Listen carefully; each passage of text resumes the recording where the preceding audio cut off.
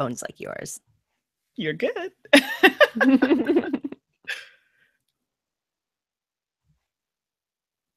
We are live. All right. Well, welcome everybody to Mandi and Suzanne's first live Q&A here with the Dice Tower. Thank you so much for joining us. We're excited. It looks like there are a couple of you in the chat already asking the questions that really matter. So thanks for getting all that stuff out there off the top. We figured we'd jump in and answer questions for like, I don't know, an hour, you know? If it gets slow, I'll go find some snacks and just, talk about movies or whatever. Exactly. That works. And then we also have maybe a few questions from our email address, suzanneandmandy@gmail.com, that we can always answer as well. And that is Mandi with an I. Thank you very much. Hi, Mandi. Hey, everyone. I see there's lots of, hey, what? Yes, I know. We were chatting before it started. And they're like, oh, yeah, it's live. Surprise, I know, right? I'm envious of Mandi's awesome headphones. So, thanks. All right, well, we'll just go through the chat. We'll try to keep up. Sometimes chats and these things get a little busy, which is awesome. We love that everybody's chatting. So we'll do our best to keep up. All right. So Scott King is jumping in right away with the super pressing questions. Have we met Eric Summerer in person? And is his voice as dreamy as is he as dreamy as his voice suggests? Ooh, well, I have been lucky enough to meet the real Eric Summerer live and in person, and I don't know, Mandi, I think he's dreamier than his voice would suggest. I 100% agree. Like, he's more suave than people think. It's like, no, seriously. Seriously. Because when I first met Eric, I didn't know him that well. Like, I knew he was really nice and he had a great voice. And then I met him. I was like, oh, it's so nice to meet you. And then we had a nice talk, and he just makes you feel calm. Do you know what I mean? Yeah, when it comes down to it, Eric is just the nicest guy. And super nice. I love whenever we get to go to a convention or whatever and get to hang out and play games and things like that. He taught me Roll for the Galaxy, which was amazing. So that's really cool. I need him to teach me, what's the one he likes? Merchant of Venus? I like Eric a lot. But okay. I've never played it. You might really like it. It's a great pick up and deliver. It's got a lot of humor in it too. I like Firefly, so I'm hoping it's like. And see, I don't like Firefly, so maybe that'll be the difference. So Firefly's fun. Yeah, it's got great paper money. It's got the best paper money in the business, right? Scott also asks, "Do I like coffee? Do you like coffee?" Mandi, I know your answer to this. I drink tea only. If I had coffee, can you imagine me on coffee? I'd be like, all day long. No, that's a bad idea. I agree. Whereas I am addicted to coffee, and I should probably work on that. So I love, love, love coffee. Cody's asking, what's my favorite pie? That's not an answerable question, really. I mean, sorry. Oh, come on. Like, how do you pick between your children? I guess you can have favorite kids, huh? Some people do. Well, I'm listing mine below my name on my title. Yes, apple pie with cheese. It's true. Darn right. I really like, ultimately, a good like strawberry rhubarb. If it's not my mother's pumpkin pie. Oh, that's probably my real answer. My mother's pumpkin pie is the best in the world, period. Pumpkin's pretty good, I have to admit. Strawberry rhubarb, I like it, but sometimes it's really awful. Yeah, it can be. I mean, and that is, for all of you out there wondering, the tiering of baked desserts is, of course, excellent pie, good pie, excellent cake, okay pie, good cake, right? So, I mean, there is bad pie. I mean, it's unfortunate when it happens, but there is bad pie, and it falls appropriately on that tier. You gotta start some fights online about it. I know, right? Oh my gosh, I'm scared to scroll down further. We'll see. Well, we might have to revisit this topic in the chat. So let's see here. I saw a question about what kind of films, novels, video games, novels. All novels was listed twice. Okay. So really, what novels do you like, Mandi? I've been so busy, honestly. Like, I used to read a lot, and I haven't had time, and it's awful because actually, Eric had recommended me to read one of his or to listen to one of his audio books. Mm-hmm.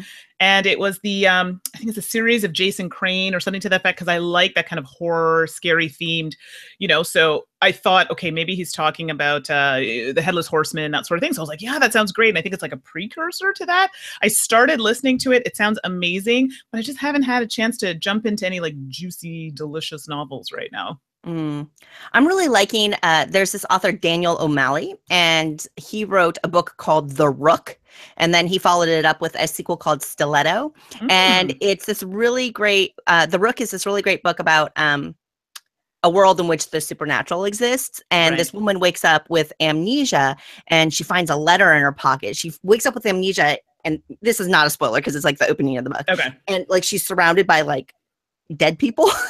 And she in her pocket she finds this letter that she's written to herself, right, like, dear you, and it's just really great. It's humorous, it's got great pacing, great plot, great character development. So those have been, I've reread them both twice now at this point, so those are really big on me. Good. There was one book, there was a book I read not too long ago. I think there's a movie out for it, but I read the book, Girl on the Train.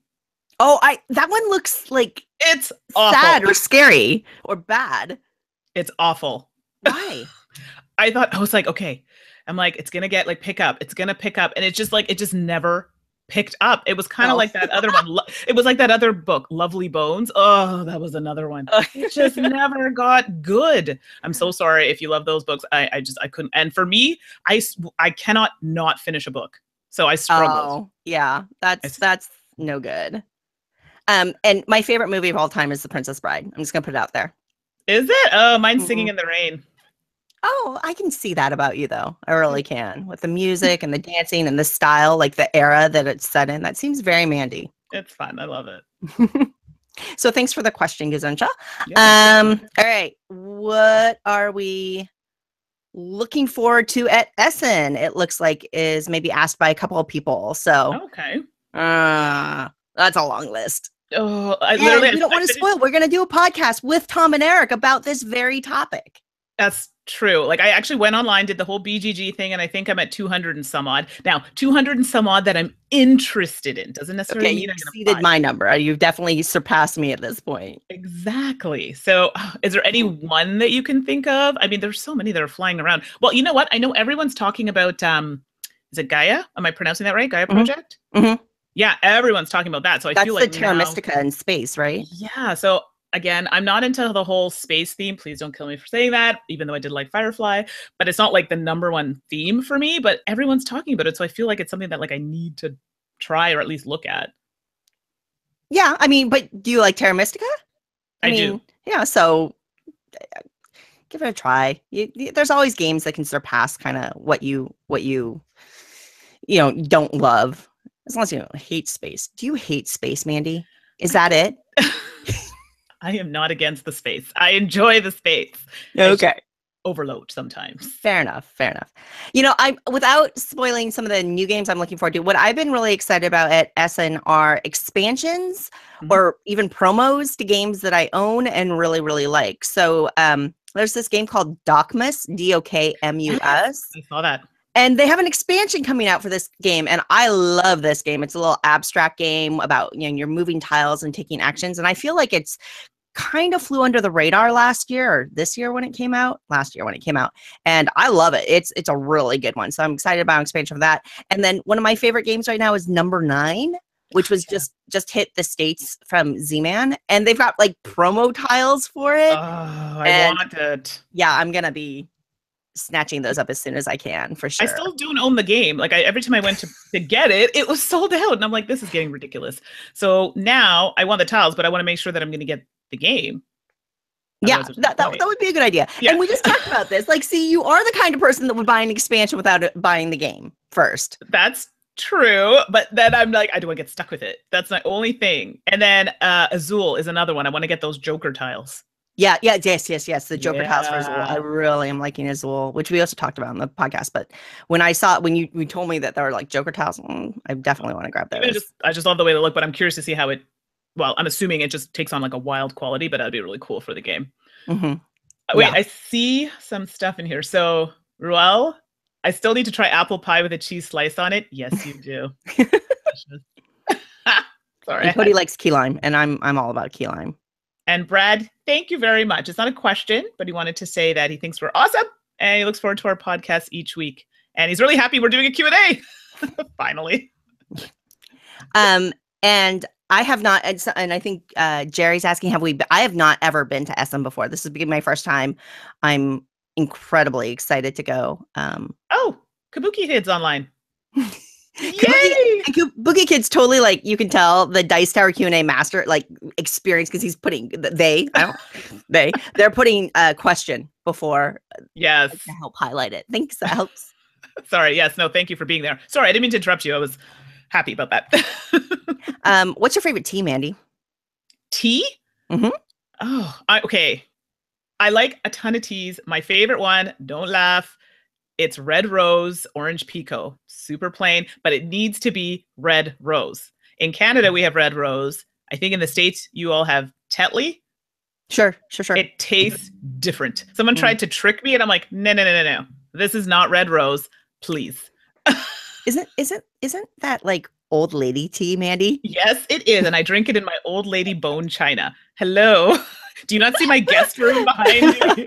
All the roses, all the flowers, the brass bed. Okay, this is not my room, by the way, just in case everyone is wondering. It is the guest room. Oh, you know there will be.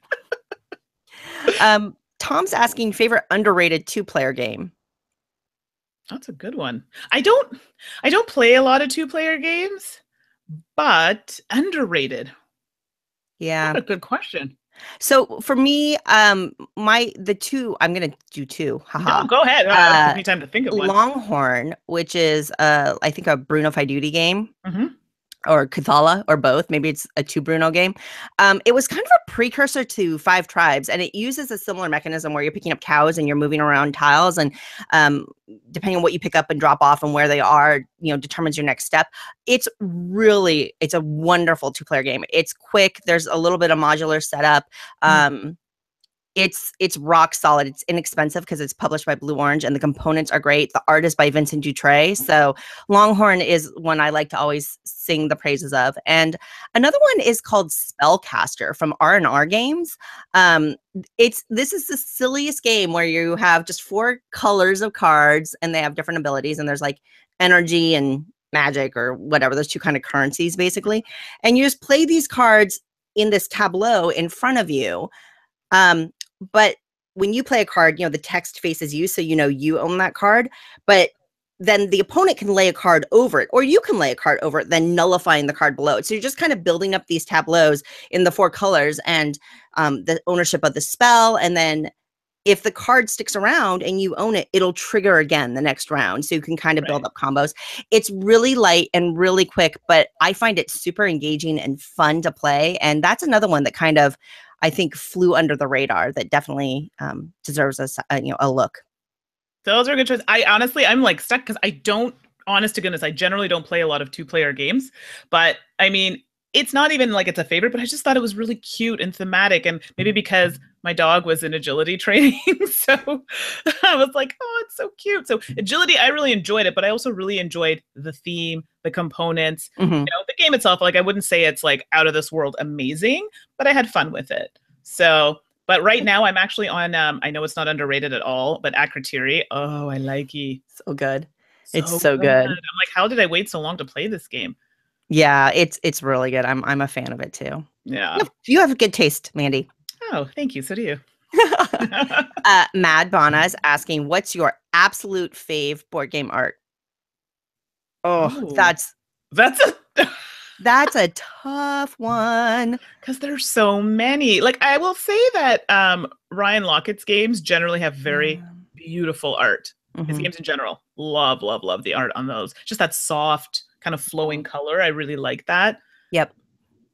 And Ryan tends to be really inclusive with his art too, with character design and stuff like that, which I always really appreciate and love too. Plus, I adore his style. Yes. I really like, it's hard to pick a game because especially over the last few years, board game art has just become such a a key element in games, and more and more artists are being discovered and being included in making games, elevating games that way. But like Kwanchai Moria, I tend to really be Oh, drawn to. yes. His art can really enrich a game. There's a game on Kickstarter right now called Sunset Over Water that I Beth saw Sobel it. did the art. I backed it. Did you look at that art? I'm sorry. Anything Beth Sobel does or True. touches, I back it. True. But like I would hang that on my wall. It's gorgeous. It's so pretty. So that's a tough question, Mad Bon. I got to be honest. Like, art is one of my favorite things about board games in a lot of ways. So I'm sorry. I wish I could give a better answer. Oh no, but that's good. I think that's some good examples, And I know a friend of mine, so my friend Carol, is really into Kwanchai Moria's games like Flip Ships. I thought that was cool with the way that the box worked out. So I thought that was just clever, neat and engaging, So David's asking, have we had a chance to play Massive Darkness or Swords and Sorcery? Sorry, I have not yet. No, me neither. But I'm hoping when we go to Essen, we'll be able to play some of these things we're missing out on a little bit. Yeah, and I think Massive Darkness is one of those games that I'm going to want to play with the right people. Right. Like, I'm really going to want that one taught to me, to be frank. I'm not a rule book reader. I hate reading rules. And Massive Darkness definitely strays into the territory of, somebody teach me, please, because I don't want to have to learn this on my own. Oh, can I tell you? I'm the same way. Some games, it's good. I don't know. It's just like the attention kind of just wanders if it's too wordy. Don't get me wrong. I can learn a game. I can teach. I used to be, teaching, so I can definitely do that. But I love playing games with my friend Michael because he's like, oh, I'll run through the rules. I'm like, wonderful. Everybody needs a Michael. Exactly. Matthew Wilson's asking, favorite non-gaming hobby or interest? Wow, there's a lot. I have no, so like people ask me all the time because you only see me doing games, but I do so much. Am I giving away any answers to my two truths and a lie? I have to think about this. Oh, right. Yeah, that's okay. Yeah, that's fine. So, as you all know, it snows up here in Canada, and we get a lot of it. So I snowboard, and I try and do that a couple times a week. I sew. So I've had a dress that's probably been sitting on my sewing machine for months now, but I do actually enjoy it. And makeup. I love makeup. Love doing makeup. I used to do theater. I used to do a lot of theater, actually, in choreography. So I've been doing that for a long time. Yeah, snowboarding, cold, wet. No, thank you. Not my thing. Oh, God. I bet you shred. I believe it. Anytime I do tricks, it's always by accident, I swear. Like, oh, wow, I just did this crazy jump. I'm awesome by accident. So for me, I'm really into crafting. I always have been. So I do a lot of paper crafts and a lot of sewing. I sew and I knit. I spin. So like I literally take like chunks of wool and make it into yarn on like a spinning wheel, which are real things that I That is so cool. Yeah.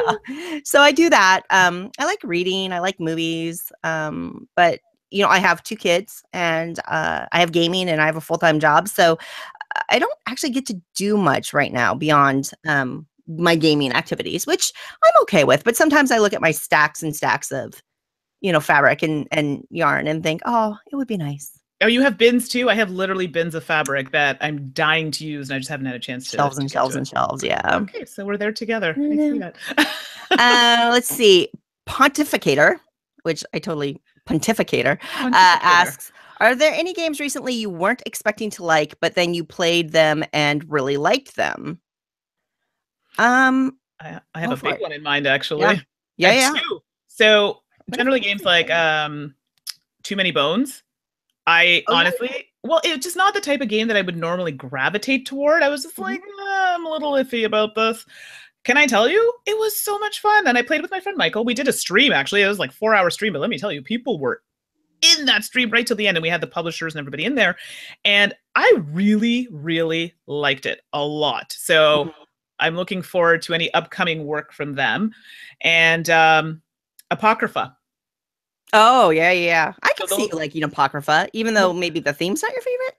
No, I love the dark theme. It's like, I love the scary, dark, love that. It was more just like Pathfinder, that type of, it wasn't really something that I was, just more my brothers were into it. So I was like, okay, I don't know if this is gonna be boring or am I gonna be able to get myself into it? And it's not my game, right? It belonged to a friend. So like, am I able to continue? And anyway, I had a really good time with it. So surprising. Those 2 are very surprising for me.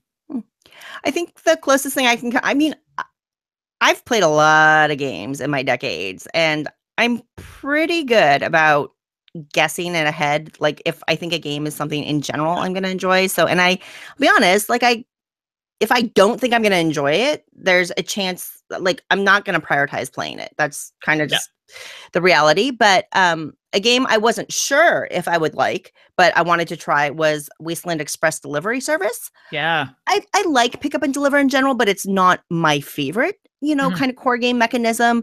But I really enjoyed it. I mean, I think the components were amazing and definitely elevated the game experience. But I thought with the modular setup and kind of the different, missions that you're trying to accomplish, there's all the variability on it. I thought it was really entertaining and I really, really enjoyed it. So that was one I enjoyed more than I expected that I would. Yeah, that's a good one. I liked it. I didn't get to play a full game. I was at Fan Expo, and one of the designer's sons were there. So Sen Fung Lim, his Mhm. son was there, and he's like, "I want to play." So he took over for me. But I did get to play a little bit, and I did like it. So I'm hoping to play it again. That's a good choice. That's a good one. Excellent. And so let's see here. Oh, somebody needs to pick up Coffee Roaster in the US. Yes, yes. Oh, and somebody who loves Mad Bonna loves Docmas, which, just proves Which Mad is Bonna amazing. has Coffee excellent games. roaster. I've had to bring that back for people every time I go to like a con or something, and it's like ordered in through a retailer that's there. I end up having to bring one or two copies back for someone.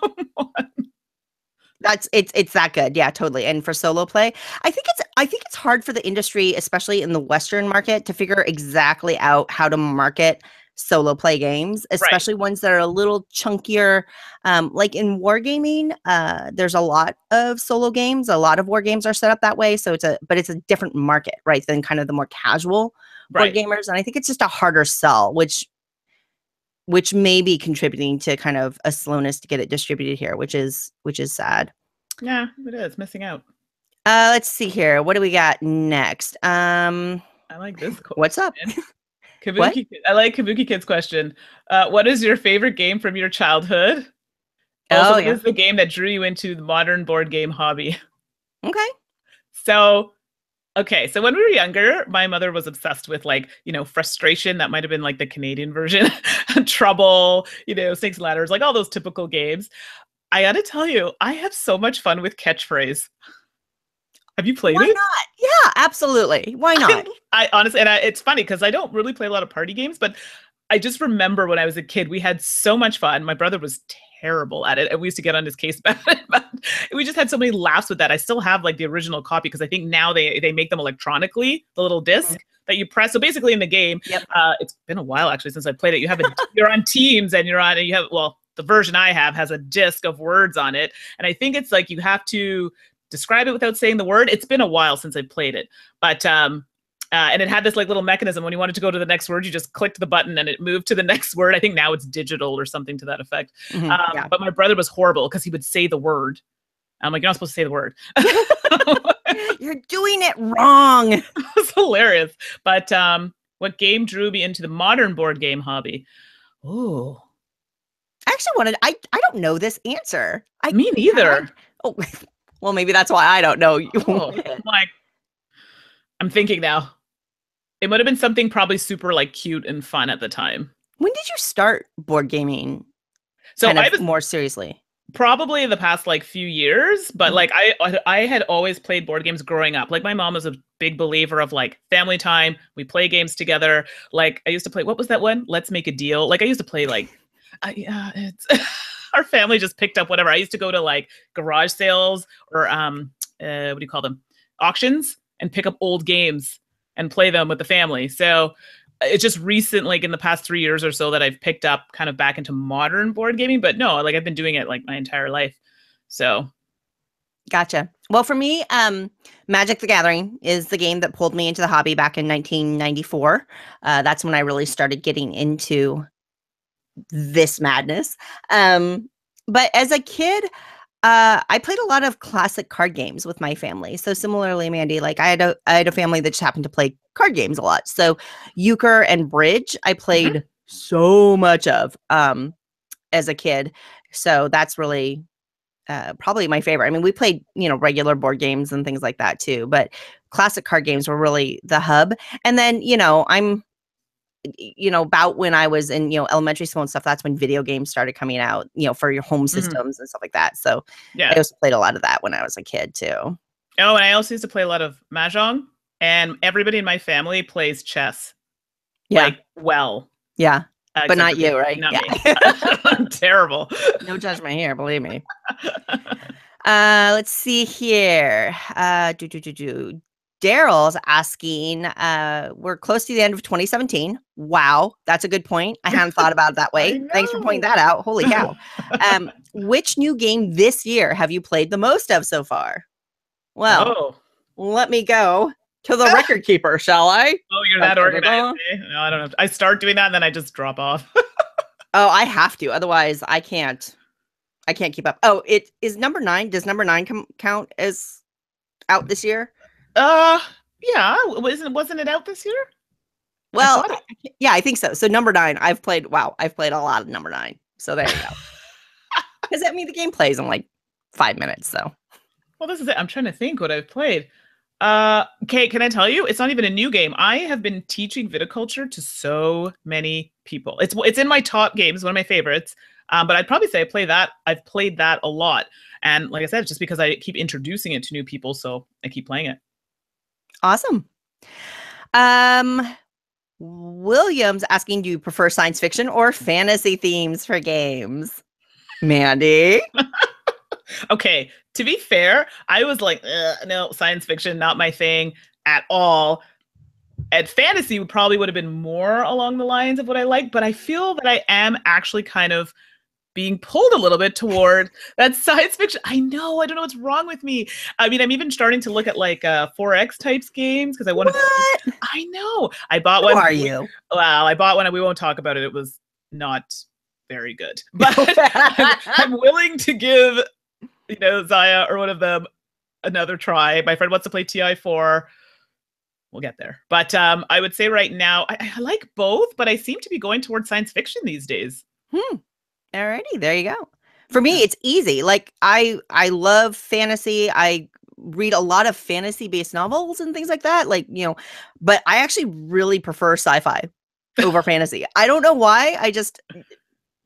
I think I've just seen too much fantasy, maybe, and maybe I've seen less sci-fi, so it still feels a little fresher to me at times. Right. So, I don't know. I like supernaturally horror. Like I like a whole different genre of stuff.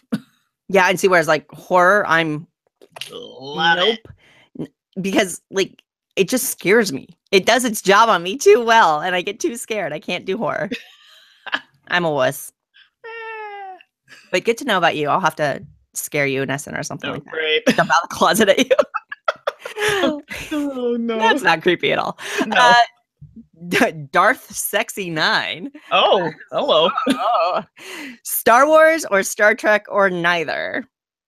Okay, so and please no one say anything bad about this. When I was younger, I did watch Star Trek, a lot of it actually, and I actually liked Deep Space Nine. There, I said it. What? Deep Space Nine had a lot going on. Yeah, I know Deep Space Nine's underrated. I know there's a lot of haters out there. I know. What about you? It's tough. I actually really enjoy both. I'm not fanatical about either, but growing up, it was all about Star Wars when I was a kid. And whenever we would be on the playground playing Star Wars, and it's pretty deeply embedded in my pop culture roots. I would always play Chewbacca when we played Star Wars, just for the record. I was never Princess Leia. I was always Chewbacca. I just want to make that perfectly clear. Hey, Chewie's the best. I loved, can I tell you? I did like R2-D2 and C-3PO. Those are my favorite. Like I actually had like little underwear set of that. That was my thing. I know, I had to say it. I like wore those things till they were like garbage. As an adult and watching the movies now, I'm like, wow, C-3PO is super annoying.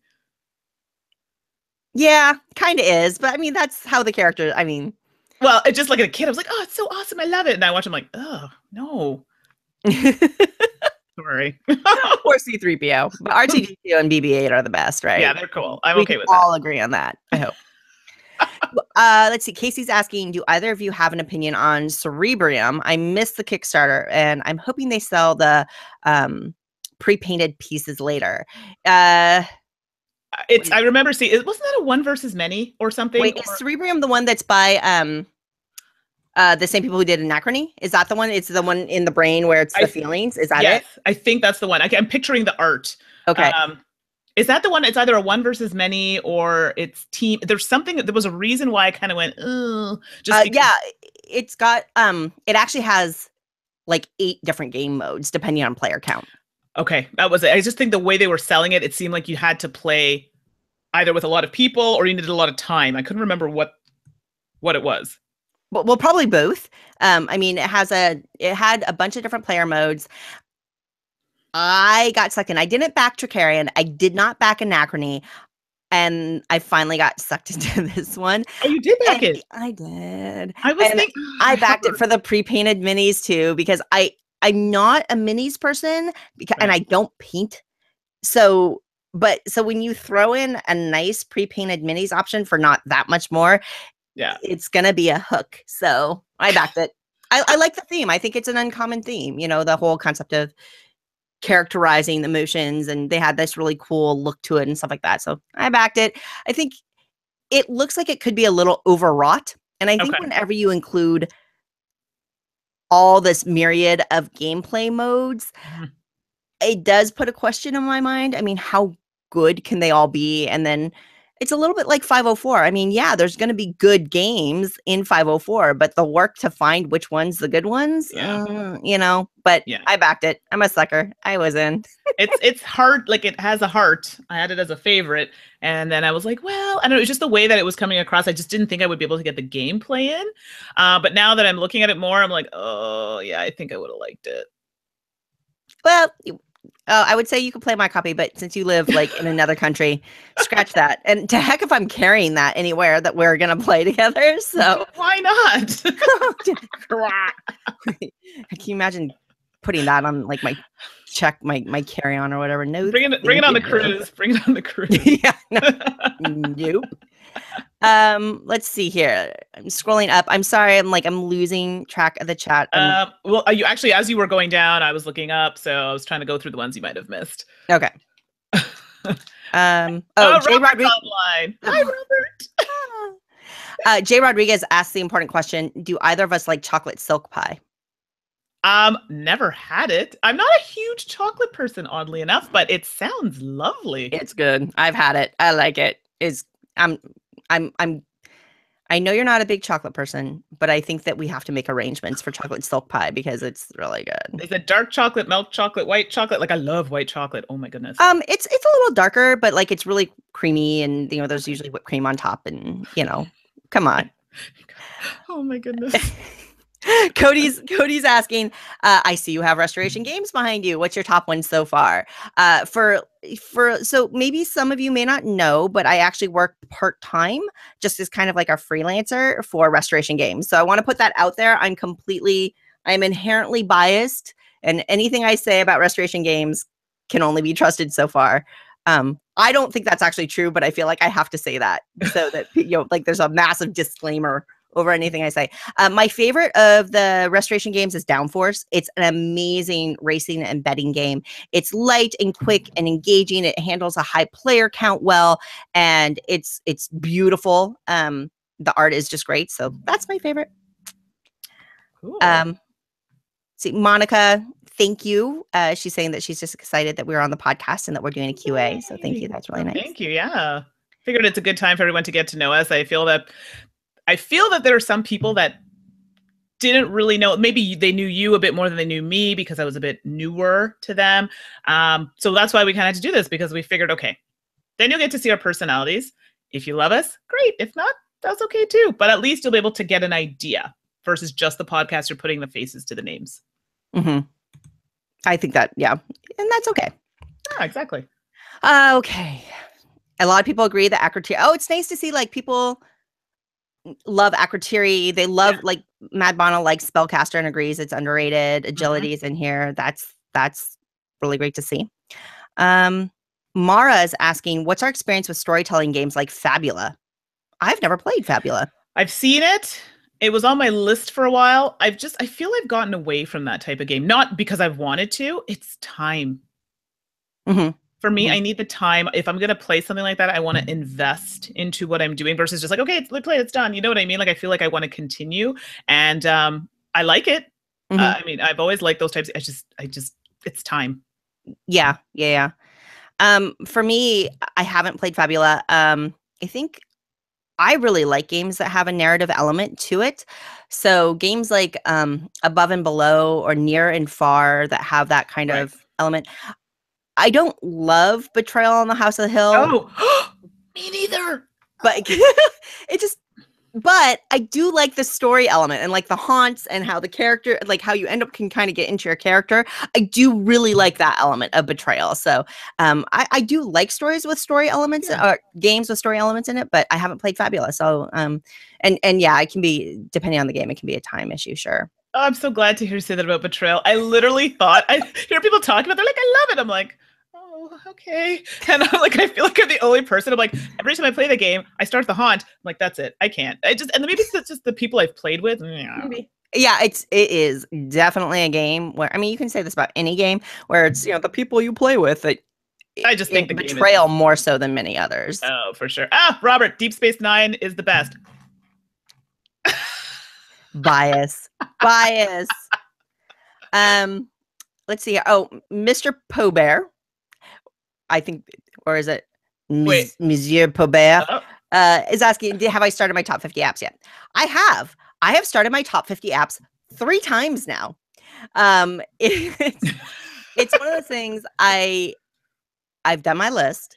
I actually recorded an intro, and then I got wrapped up in some other stuff and couldn't. And then I realized my intro was kind of out of date and wasn't saying what I wanted to say. So then I started again and I re-recorded that. And then I started, I got through 50 to 40, 40 to 30, like 30. And then I unfortunately got really wrapped up in a lot of other things, like my day job and things like that. I paused. Right. And then things changed in the app market. And so I started again just last week. And I am bound and determined to get this list out. It's one of the challenging things with apps is that they change faster right now. They're coming out all the time. And like if I had done my list when I started it, 8 Minute Empire wouldn't have been out. And now I've got to redo my list because I love 8 Minute Empire and I got to get it on my top 50. Right. I promise I'm working on it. I carry immense guilt that I haven't gotten it out yet. So I'm working on it. I promise. At least you do top, 50 apps. I mean, it's great. I know people really seem to like the top, top 10s that Tom and Eric do or the Dice Tower does. And, your top 50, like for your apps, it's great. I think I'm just horrible at them because I feel like they have to be in like a specific order. Like this is my number 1. But for me, it changes so often. How do you keep it relevant, I guess. So I don't know, something I struggle with. Well, and I totally get that. And you and I have talked about this, right? A lot of, when we started doing the podcast, people have been asking like, why don't you do top 10s? And I know top 10s are incredibly popular content and people love them.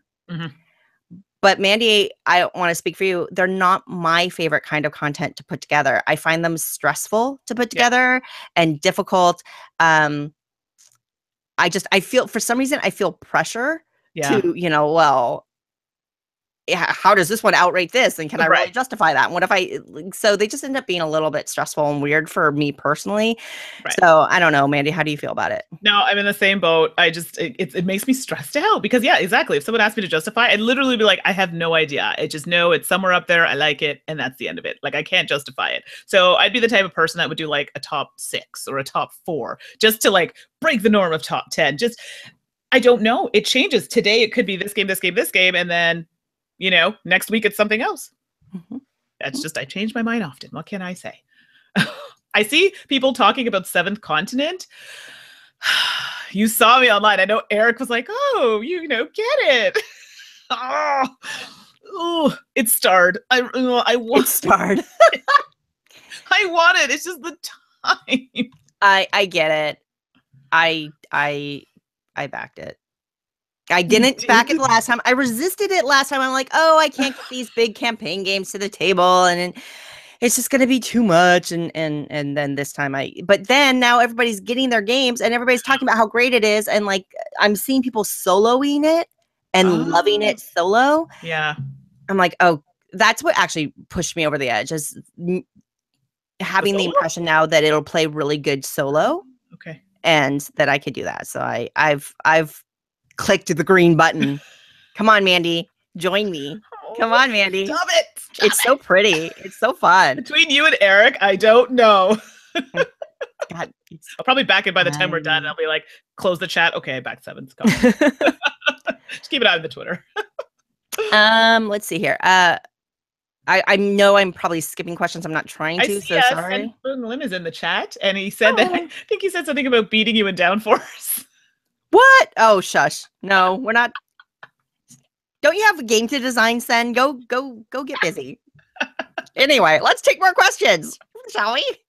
Oh, that's too funny. Let's see here. What themes let's see, Gazencha's asking, what themes do we feel are underutilized in board gaming? Okay, so I'm going to say this because I've been trying to find this game, and I don't care how it sounds. I'm trying to find the game Prêt-à-Porter. Oh, yeah. Because I have been trying to find a good fashion themed game. Mm-hmm. I'm sorry. It's really, how many do you know of that are, that have complexity, like the actual game mechanics are strong? And then after talking to Ignacy, he's like, nope, it's gone. I'm like, what? And they're retheming it with a video game theme. And I'm sorry. So I feel like, yes, I know it's a theme that people kind of go, but haven't we seen science fiction? Yes. I like to think to see themes that you just normally, like, oh, really? How's that going to translate into a game? Prêt-à-Porter, from what I hear, is a fantastic game. So I would like to see something more of that realm for me, just as something different. Mm-hmm.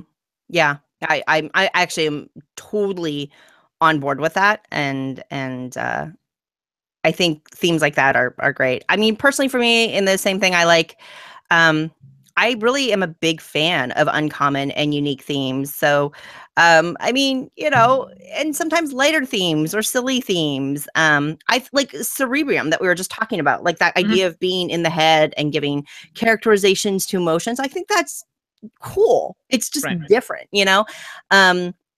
Renegade has a game about pie coming out. I mean, how could you not? Hello. Of course, we need more pie games in the world, things like that. But in general, I just think that the world is such a rich, full place, and there are so many things, and games have just barely tapped into that. And I think that we can get more creative. I think like Patchwork is a great example. There are multiple games out now with a theme of sewing or quilting or whatever, but it's actually just a few. I mean, think about how many games you know about colonization, or how many games you know about war, right? Well, Exactly. how many games do you know about quilting too? Okay, well, we could, I could do with more variety. There for sure. Brand themes that you just, we talk about, we do, but we don't really play them in games. I think it'd be kind of fun. Mm-hmm. So, and someone mentioned Rococo. Yes, I actually only played that. Rococo. It's really good. I've only played it not that long ago, and it was I enjoyed it quite a bit, actually. And it's funny. It's a lot of because we had a little bit of discussion about this, with like male type themed games versus female themed, which is garbage. A game is a game. And it's funny, a lot of my male friends are the ones who actually suggested Rococo to me. And can I tell you, they were 100% right. Fantastic. So I enjoyed it. It's a great game. Let's see here. Mara's asking, what is the most annoying stereotype towards girl gamers that you've actually experienced oftenish? Oftenish. We'll make that a word. Why not? Say it again. It's funny because the one that I've gotten consistently since I was 18 and starting gaming was the assumption that I wasn't there on my own, or I wasn't kind of the primary gamer, that I was somehow a hanger-on to like a boyfriend or a partner for it. And it's not a big deal. I mean, whatever, but I mean, come on. I go, and I mean, it's a lot of times I've gone into stores or things like that, and it's almost like a cred check. Like when the employee knows less than I do and kind of, is like trying to point me towards things that I'm not interested in, because they make assumptions about kind of where my skill set is as a gamer. That happens to me a lot. Right. And yeah, for me, it's, well, look at me. And I mean that in a very nice way, but I generally don't have a regular hair color. I'd like to do pinup. I like to look different. And it's usually like, oh, well, you can't be a gamer. I'm like, I'm sorry, are gamers supposed to look a certain way? Last I checked, I didn't think so. But it's just because I looked, maybe I was too fashionable, too much for gaming because I liked makeup and I liked hair color and stuff. So no, heaven forbid I play a game. And a hard one at that. Woo-hoo. So that is always the one that I got now. So it's better. Yeah, I mean, and that's it's we're growing and evolving, and that's a good thing. But I mean, I think a lot of, not all, but I think a lot of women can relate to experiences I've had and you've had, Mandy. So yeah. Tim is asking, do you think that more of the great games from Taiwan or Japan will make it over to North America, and why do you think they don't get the love? Well, this is a good question for you because you know all about this.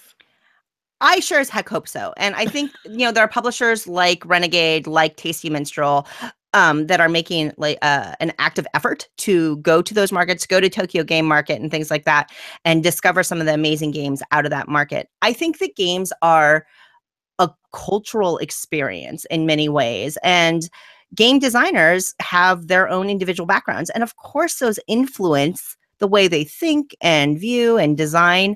And so when you get game designers from areas that you're not from, you get to sometimes see little tweaks, little differences that you may not see. And that's what I experience a lot when I play games from Korea, Taiwan, or Japan. And I do think more are going to come over. I think that the hobby is growing and that publishers are looking for new talent and new games to bring to market. And hey, you've got this wealth of existing talent and existing games out there that you can pull from. So why not? So I'm hoping that that'll happen. Why do I think they don't get the love? Publishing over there is quite different than it is in the Western market for a number of reasons. I mean, you go to Tokyo Game Market, it's like a day. And these are all like individual operators. They hand assemble their games. You wouldn't believe it. And like they do print runs of like 200 games. And they don't have marketing budgets. They don't have the same social media engagement and things like that. So it's just, we don't hear about them because it's hard to, especially if you don't speak, the language. Right. I mean, obviously over there. I've been approached. A lot of them will contact me directly and ask if I'm interested. And I'm always more willing, I guess, because I understand the difficulty. So I'm always more willing to take a look at games. Like I think there was one on Kickstarter recently we did a video for, I think it was myself, Roy, and Stephanie did one, Numeracy Legends. Yeah. And they were so cute and fun. And I could see the teaching aspect of it. So they were really good. So for me, I was more than happy to help them out because I know the struggle. And if it's interesting and someone else will, may enjoy it, why not? So yeah, so I hope we get to see more. And I know, we were asked about Essen a little bit ago, and I know actually a number of games on my interest list are games hitting Essen from the Asian market. So if you listen to the podcast, maybe you listen to the Essen episode, and I might share some of the ones I'm super excited about from that market. That Essen one's going to be pretty. I'm really curious to see what Tom and Eric have on their list. Right? Yeah. Well, and it's fun because, especially Tom has very different gaming tastes than I do. So, but I've found games through him that I may not have really looked at first, but then, he tells me about them and I'm like, oh yeah, I'm into it. So true. There was that one I told you when I went to HowlCon. I can't remember the name of it, but honestly, the box looks so that's dry, right. Yeah. And it was so good. I can't remember the name of it now. Yeah. Remember? I'll try and remember for next time, but yeah, it was good. Anyway, we should probably get more questions when we've got like 11 minutes left. My goodness. Time's flying. So amazing. Let's see. Tristan's asking opinions on Kickstarter versus retail. Oh, that's a big one. Especially where I am. Go ahead. I mean, Mandy, I think you have a different perspective than me because I'm in the US. Yeah. So it's always coming down to pricing for us. So I feel that in the States, and please correct me if I'm wrong, it generally tends to sometimes work out better for you because you get, a little bit of the promos and stuff, and it's not that much of a difference buying in retail. For us, we're working with an American dollar. Like our dollar is not worth very much right now. So, a $70 game, we're like, okay, so it's actually gonna be more like 100 plus shipping, and you probably get it cheaper at retail. Now, yes, you may not get some of the promos and stuff, But I often wonder to myself, okay, I don't really need to have it first. Do you know what I mean? I'm very okay for it coming retail. I understand the point is to support the designers, and I'm all for that. And I have put money into some Kickstarters, maybe not to get the full game, but just to show a bit of support. But I can't with the price. Oh, yes, Canada. And I'm sure I'm not the only one. I know Australia has the same struggle. It's brutal. Yeah, and it's interesting because just talking with you about it has really heightened my awareness of that challenge, and I've certainly seen it in like comments on Kickstarter, comment pages and things like that. Right. But I think obviously since you're my friend and things like that, hearing it firsthand from you really emphasizes that. And now, there are campaigns that are run out of Australia and run out of Europe and things like that, I get a little bit of the reverse being in the US, where I'm like, oh, that's $20 to ship that game. Yikes. Yeah. So I get just a hint of that. Right. I am friends with a number of retailers. So, and I'm very lucky here in Seattle, Washington, we have some of the best options and diversity of game stores, of friendly local game stores that we're talking great game stores. And I get to hear from those owners and employees from their perspective on kind of retail and the difficulty of Kickstarter, because what happens, right, is that if you run a game on Kickstarter and if a publisher funds their print run through Kickstarter, but there are 2,000 backers, right, that's 2,000 people that are not going to buy the game at retail and not going to give those dollars into the local economy, so to speak. Right. And I think retailers really struggle with that. On the other hand, you have Kickstarters that are a little more aware of that, and they offer retailer levels and things like that very much help the retailers out. And so the stores I've talked to do appreciate those retailer levels and things like that. For me personally, I've backed over 350 games. I'm sorry, what now? I don't know. Just move on. I don't spend my money on anything else but games. It's all I spend my money on. Like I have junky clothes and like I don't even buy nice video equipment. I record my segments on my computer. So I'm in shock right now. I've backed a lot of games.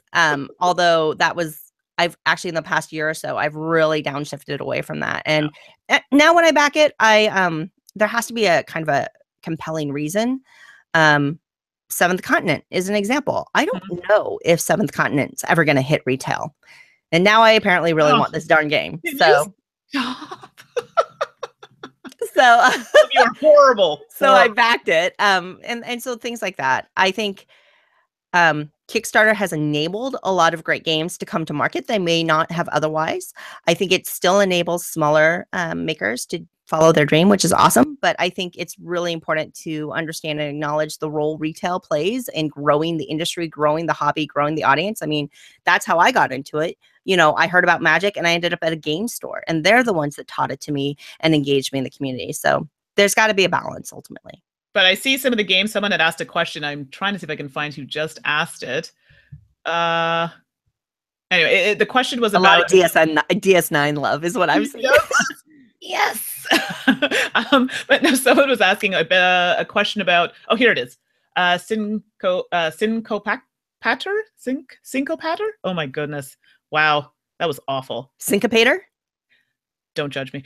So, which games that started with Kickstarter turned out to be lasting great games? So people have some really great comments in here, and I see some good ones on here, like Viticulture, which I just said I play a lot of. I actually play a lot of Vital Lacerda games, Vinos and the Gallerist. Oh my gosh, I love them. But there's a few here, like I know Between Two Cities is popular. The Networks, I love. Play that one quite a bit. So yeah, so actually all those ones I own. And I think The Networks is a great example of a game that may not have been made if it weren't for Kickstarter. It's a great game, great art. Gil's, Formal Ferret really knows what they're doing, but it's Gil, and print runs are expensive to fund. So yeah, exactly. And someone's talking about the cost here. Some countries in Europe is another one that gets hit with the shipping like hard. Oh, and then there's VAT taxes or something. Oh, the VAT. Yeah, the VAT. It's crazy. And I'm like, I thought we were heavily taxed. No, they actually, I think, get hit a little bit harder than we do for sure. So definitely. Robert, I see you. Stop it. He's giving me the link for Seventh Continent. He's like, just back it. And Scott, I like it. This is not my room. I swear, no one believes me. So So this is the guest room. It's just always looks like that. So my room, nothing like this. It's a hot mess right now. And there are games. Literally, I am sleeping with board games. No word of a lie. Half my bed is covered in board games. I wake up and I'm like, oh, what's this? So yeah. So Literally. no judgment here. No judgment here. All right, we got 5 minutes. If we don't get to all your questions, I don't know. Maybe we'll do this again because it seems like I know the chat's been really fun. Can I tell you? I just have to say, everybody has been fantastic, and I'm so excited that we had so much. You know what I mean? So much questioning engagement, activity in the chat. Thanks, everybody. Yeah, it's amazing. And I'm sorry, I have to go back because somebody is it Mr. Pobert? Sorry, my brain's all over the place because I'm seeing so many questions I want to answer. Your ADHD is kicking in. Oh, so it's late at night. So anybody who doesn't know, I totally have ADHD. I'm sure you're seeing it right now. It's end of the day. Sorry, it's what makes me quirky. So Mr. Pobert had asked about cosplay. Yes, I used to cosplay. I've been too busy to do it now, but the ones I've done, I think I've shown you, Suzanne. I've done Zoe from Firefly. I've done the original Storm, not the Halle Berry version. Thank you very much. The one where she has the long white hair. So I do that one. I feel like there's one more I'm missing. Oh, and Lana Kane from Archer. The Lana's rock solid. I love rock it. Solid. That's my favorite. Oh my goodness. Let's see here. I know there's so many. I feel like we need to do like a lightning round. Sin R is asking what our day jobs are. Okay. So you go ahead because I've been chatting a lot. Oh, I work in marketing. I manage a team of project managers in marketing. So I do the uncreative work in a creative field, and I stare at spreadsheets a lot. That's my day job. Well, okay. It could be, I was going to say it could be worse, but no, that sounds pretty bad. Thanks, Mandy. Well, what do you do, Mandy? Well, I work for the federal government in Canada. Apparently, I have to specify that because it's quite a different story in the States. And I work in human resources, so like health and wellness. It's I really like it. It's a new job. So I was working in HR before, but in staffing. So now I really like the approach and I really like the environment. Everyone's very accommodating, understanding, and it's just the type of area we work in, right? Workplace accommodations and health and wellness and mental well-being, and I can relate. So for me, I think it's wonderful, and I work with some really great people. That's awesome. Yeah. Because just asking, and this is a question that we've gotten a lot, so it's a good thing to answer. Going forward, will the hosting duties be mixed up at all for the audio podcast with occasional Tom and Suzanne, Eric and Mandy, etc. episodes? So, and everyone keeps asking about this. So it's funny. So everyone thinks that we all, I think, hang out and know each other really well. I actually don't know Eric potentially as well as I would like to because we don't live in the same country. Like we chat and we talk. So I think for me, I would want to spend more time with them before we did a podcast, just so it's very comfortable. Tom was at HalCon, so we got to talk. Do you know what I mean? I don't know how to explain that, but I just feel like you and I have spent quite a bit of time together. So even though our first one, our first podcast, we struggled a little bit. Well, we were so nervous. Okay. Oh God, we were so nervous. Who heard that podcast? We were up to like ridiculously late in the morning. It was a lot. So yeah, we're getting better. So for me, I just want to get to know them maybe a bit more before we maybe start doing that. So I don't feel, I don't know, like I don't know. Yeah, I think it's also just a logistical issue at times too. So Mandy and I have the night that we record and, there's pre-production and things like this from a scheduling point of view to get the podcast edited and stuff like that. And it's actually, and Mandy, bless you, makes accommodations because I'm the only West Coaster. So I'm always, if it's 5 o'clock here, it's 8 o'clock. So it's always late. So some of it's just logistical. But we do have the Essen crossover show with all of us on it, which I'm personally super looking forward to. And I do think in the future, we've talked about it with Tom and Eric, and I think that the potential is just definitely there. I just don't think we're going to like constantly shift it up. I think, just from I think it's something listeners love because they love Tom and Eric so much. Right. But I think that if we actually started just randomly putting hosts together, it might actually be more disjoining to people than you'd think. So I don't know. We want people to get to know us too. You know what I mean? Don't get me wrong. Love for Tom and Eric is amazing, and I think it's great. we want people to know us as well. And then, we can kind of play around here and there. Maybe it's like a special one-off thing, but, definitely something we want people to get to know us, because I feel a lot of people don't know us and they're making a judgment based on maybe a couple of things. And it's like, no, just get to know us before you make that decision. And then we can kind of go from there. So, oh my goodness, I just saw like a flurry of questions, but I wanted to say quickly. So, you know how we were talking about art? Ian O'Toole is in the chat. And anyway, shout out to Ian. I love your stuff. If you don't know Ian is the fabulously talented artist behind kind of the deluxe editions of The Gallerist and Lisboa. Super, super talented artistically. But then, a nice job, Ian, sneaking into the chat. I know, right? I just thought, I'm like, wait. There's actually a game on Kickstarter that Ian designed, not the artist, the designer of the T-2029, the Terminator 2 board game that's out. And knowing Ian's kind of tasting games and things like that, I was like, okay, this is interesting. And I looked at the mechanism, like, oh, normally I wouldn't necessarily be super interested in like this, even though I actually really like the Terminator 2 movie. I wouldn't necessarily be instantly drawn to that kind of IP-based minis game. Right. But knowing that Ian designed it, I looked a little closer. I'm like, oh, wait a minute. This dice allocation thing is really cool. This card management thing is really cool. So now all of a sudden I'm interested in a minis heavy game. Go figure. So I see he does a lot of, well, he's done work with Vital, who's one of my favorite designers, Vital Lacerda. So, got to support Portuguese. Woo! So anyone who doesn't know, I'm part Portuguese. So anyway, so I've seen a lot of his art that way, and I think Ian's blushing.